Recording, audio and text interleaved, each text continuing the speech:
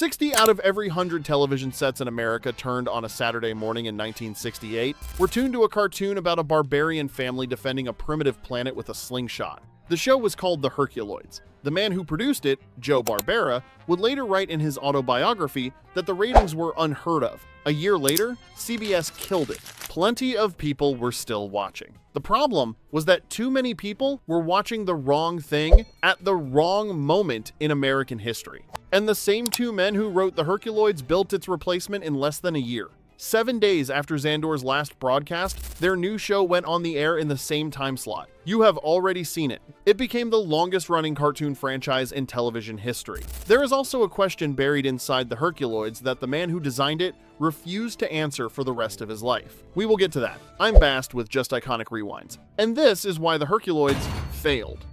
We'd better go have a look.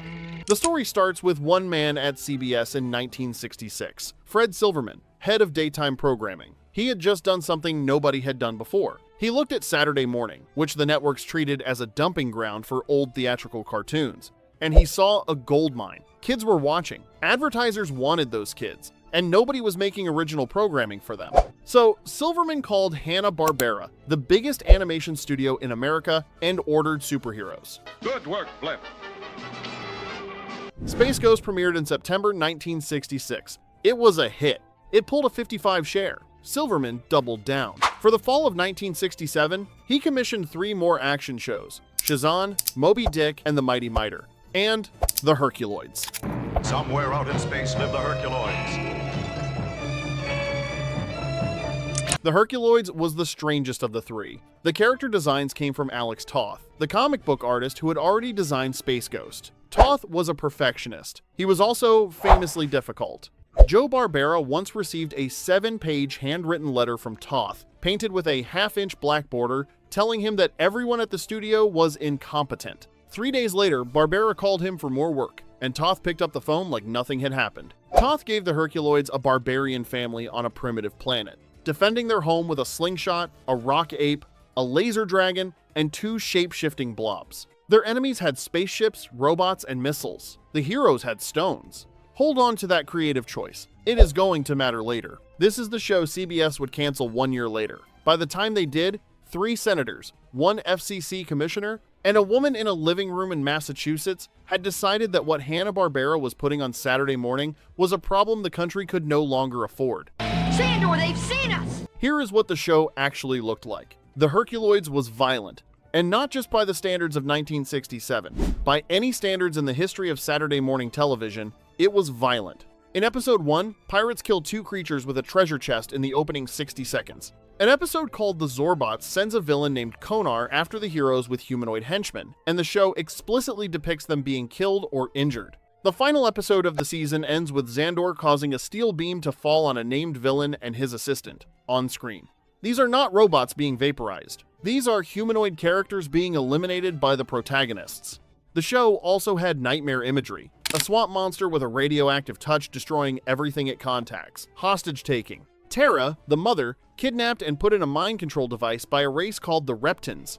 This was airing at 11:30 on Saturday mornings, in the time slot Nielsen identified as belonging to 12-year-old boys. The advertisers loved it. The mothers, increasingly, did not.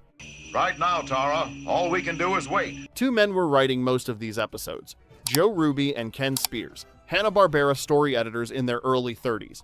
They had written Space Ghost together, and they had written the Herculoids together. For 2 years, they had been the men putting words in Zandor's mouth and choreographing every steel beam that fell on every villain. Their names matter. Remember them. They are going to come back. Let's let them know we're up here, Zoc. In January of 1968, a woman in Newton, Massachusetts, named Peggy Charren, got up early with her 4-year-old daughter to watch Saturday morning cartoons. She was appalled. She called 3 friends. They sat in her living room and founded an organization called Action for Children's Television. Charren later said, quote, "All they had for children was wall-to-wall monster cartoons," end quote. By the end of 1968, ACT had filed pressure campaigns against 7 specific shows. The Herculoids was on the list, by name. And then 1968 happened to America. The Tet Offensive in January. Walter Cronkite calling the war a stalemate on the CBS Evening News in February. Lyndon Johnson announcing he would not seek re-election on March 31st. 4 days later, Martin Luther King was shot in Memphis. Over 100 American cities burned in the riots that followed. In June, Robert Kennedy was assassinated in Los Angeles. 5 days after Kennedy's death, Johnson signed an executive order creating the National Commission on the Causes and Prevention of Violence. The commission's mass media task force was specifically instructed to examine television. In Washington, Senator John Pastor of Rhode Island, the chairman of the Senate Subcommittee on Communications, opened hearings on television violence. He held them off and on for 2 years. $1.5 million went to social scientists to study what children's television was doing to children. Pastore requested that the Surgeon General investigate. The FCC Commissioner Nicholas Johnson called network children's programming executives, quote, evil men, end quote, and asked how many more crises the country had to endure before someone took the issue seriously. On June 12, 1968, a working television writer named Bill Bell, who would later create The Young and the Restless, took out a full-page ad in Variety. He asked the industry to look deep within itself and eliminate violence from its programming. That ad ran 1 week after Robert Kennedy died. The Herculoids was still on the air through all of this. The reruns from Season 1 carried CBS through the entire 1968 to 1969 television season. A child watching Zandor blow up an alien fortress at 11:30 on Saturday morning could turn the dial 3 hours later and watch flag-draped coffins coming home from Vietnam. Parents made the connection the networks had been hoping they wouldn't, and they made it through their wallets. ACT started running boycott campaigns against the brands that sponsored violent cartoons. Advertisers got phone calls. Some of them pulled their spots. The shows lost their money. Something going on down there. Fast as us.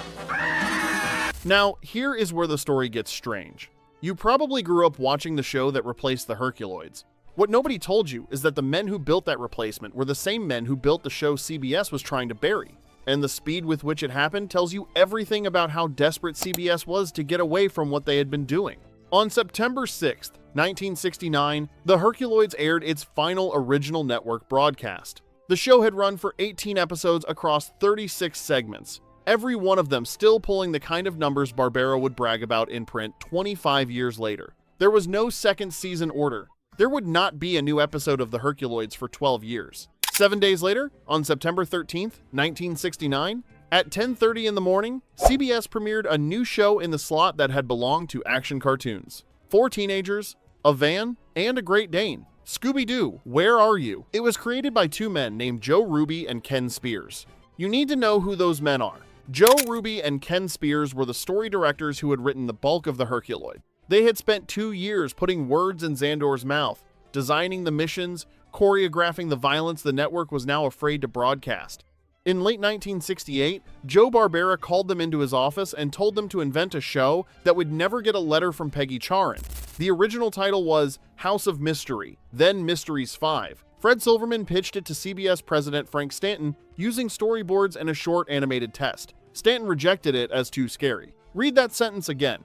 In 1969, the president of CBS rejected the first version of Scooby-Doo for being too scary. That is the climate the network was operating in. That is what the Herculoids was up against. Hanna-Barbera softened the show, gave the dog the lead, named one of the human characters Fred after Fred Silverman, and put it on the air. It became the longest-running cartoon franchise in television history. Don Messick, the voice actor who had played Gloop and Gleep on the Herculoids, became the voice of Scooby-Doo for the next 25 years. The same man who had voiced 2 background characters on a canceled action show became the lead of the comedy show that replaced it. Same studio, same network, same time slot. He walked across the hall. This is where Fred Silverman's story starts to get interesting. For the rest of his life, Silverman told 2 different versions of what happened in 1969. In a McCall's Magazine interview in 1969, the year it happened, he said, quote, Archie has been so successful that we're dropping all our non-comedy shows like the Herculoids and Moby Dick and the Mighty Miter to go into character comedy for 5 out of 6 hours on Saturday, end quote. 32 years later, in his oral history for the Television Academy Foundation, he claimed the action cartoons had been losing ratings. Both stories cannot be true at the same time. A show pulling a 60 share on the record from the man who produced it does not coexist with a ratings collapse. The real answer is the one Silverman would never say out loud. The Herculoids did not fail because nobody was watching. It failed because advertisers were terrified to be near it. ACT was running boycott campaigns against the brands that sponsored violent shows. A 60 share with no advertisers willing to pay full-rate card is worth less than a 30 share that mothers approve of. The political pressure did not kill the audience, it killed the ad market. And once the ad market collapsed, the show was a luxury CBS could not justify. Silverman did not cancel a failure. He canceled a hit because the hit had become commercially toxic. Remember the question we left open at the beginning? The one about Alex Toth and why he made Zandor an anti-technological primitivist on a science fiction planet, defending his planet with a slingshot when his enemies had missiles. The answer might be the most painful detail in this entire story. Alex Toth left Hanna-Barbera in 1968, the year of the riots and the assassinations. His first marriage ended the same year. He kept working in comics for the rest of his life, but he never went back to staff animation at Hanna-Barbera in any serious way. And in the last decades before his death in 2006, he wrote letter after letter to fans, to publishers, to anyone who would listen, attacking the bloodletting in modern comics and modern television. The vile, twisted, sick celebration of cruelty, he called it, disgusting stuff. The man who designed Zandor was, in private, a moralist who hated gratuitous violence. Look at his choice again. A family defending their home with stones against an enemy with technology. That was not random. That was Alex Toth in 1967, quietly building an anti-violence parable inside an action cartoon. He never said it out loud. He took the question to his grave.